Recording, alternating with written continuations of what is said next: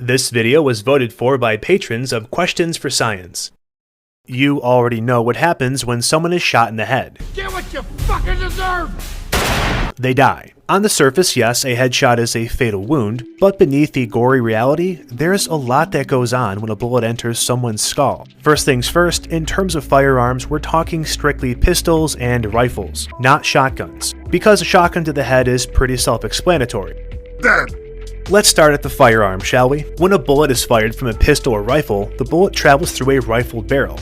A rifled barrel has grooves in it that cause the bullet to spin. When this spinning bullet penetrates the skull, its rotating motion flings cranial tissue outward. Tissue then expands to about 12.5 times the diameter of the bullet, but is only this stretched for about 5 to 10 milliseconds and then shrinks back down to normal size. For instance, a .22 caliber bullet produces a wound of 2.7 inches. A .38 caliber bullet creates a 4.4 inch wide wound, and a .45 caliber bullet creates a 5 inch wide wound. Though it's very short, the expanded cavity does a remarkable amount of damage to the skull. This wound creates a vacuum effect, causing air to rush into it, making the cranial cavity expand, causing secondary fracture lines that spread out from the wound. Most fractures occur at soft locations, like the temples and orbital plates behind the eyes. The higher power the firearm, the more secondary fracturing of the skull, especially at more thick and hard locations like the front and back. Speaking of high-powered, what factor do you think contributes to making a bullet more damaging to the human body? Its length, its velocity, or its weight? The answer is velocity. To understand why, let's look at this equation for kinetic energy. In this case, the kinetic energy of a bullet is equal to the weight of the bullet times its velocity squared divided by the gravitational acceleration constant times 2. This may seem like a lot, especially if you haven't taken physics, but allow me to make this insultingly simple. More kinetic energy equals more ouch. The higher the kinetic energy of a bullet, the more damage it does. And we can prove mathematically how velocity does this. So let's make everything a value of 10. Okay, so the weight is 10, the velocity is 10, and the gravitational constant is also 10. We run the equation and the kinetic energy is 50. Okay, great. When we double the weight of the bullet, the kinetic energy also doubles to 100. Now, if we double the velocity, the kinetic energy does not double, it quadruples. When there's more kinetic energy, there's just overall more damage. We're talking a stronger pressure wave through the skull, more external gases going into the head, more secondary fracturing, and even splitting of the skull itself. This is why rifles are more lethal than pistols, not because of the weight, but because of the velocity of the round. Now, let's look at what happens inside the skull. When the bullet punctures the skull, it creates an entrance wound, about the size of the bullet. If it exits the skull, it creates an exit wound many times larger than the bullet itself. This happens in nearly all mediums a bullet passes through, whether it be plastic, metal, wood, or bone. This is because as the bullet passes through the medium, it creates a shockwave in front of it which widens. Additionally, the bullet may rupture or mushroom, increasing its surface area.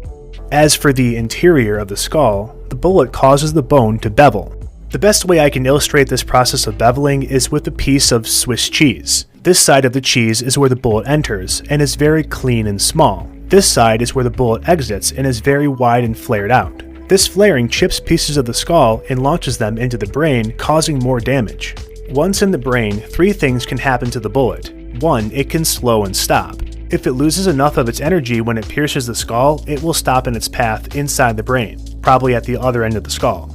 2, it passes cleanly through, or 3, it ricochets inside the head. Of the 3, the least common is the third, accounting for about 20% of all bullet paths. If the round was fired from a high-powered rifle, it will most likely pass through. If it's fired from a pistol, it will likely stop in the brain or ricochet. Also, interesting fact, most skull ricochets aren't like this, where the bullet bounces off at an angle. Though it does happen, but not frequently. In the majority of ricochets, the bullet follows the round groove of the skull. The skull is actually very strong, and the bullet, having lost so much energy passing through, simply glides along the groove, sometimes sitting just beneath the scalp.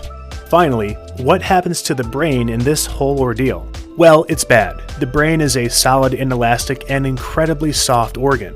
Unfortunately, these properties do nothing to reduce the damage the brain receives from a gunshot.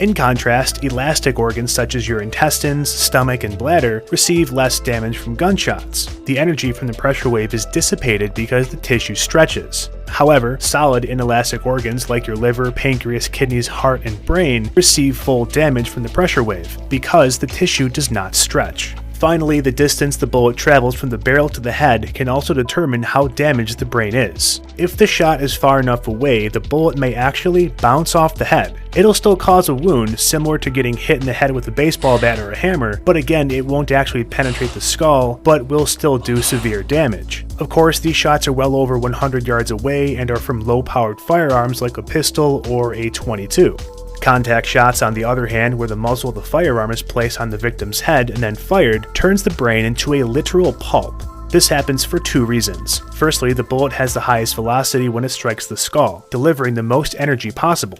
Remember this equation? Secondly, the hot expansive gases that are behind the bullet follow it into the wound. These gases then expand in the victim's brain, pulpifying it, as well as causing the skull in some cases to split open. With all this being said, believe it or not, headshots are not 100% fatal. On average, they're 90% fatal given the right circumstances.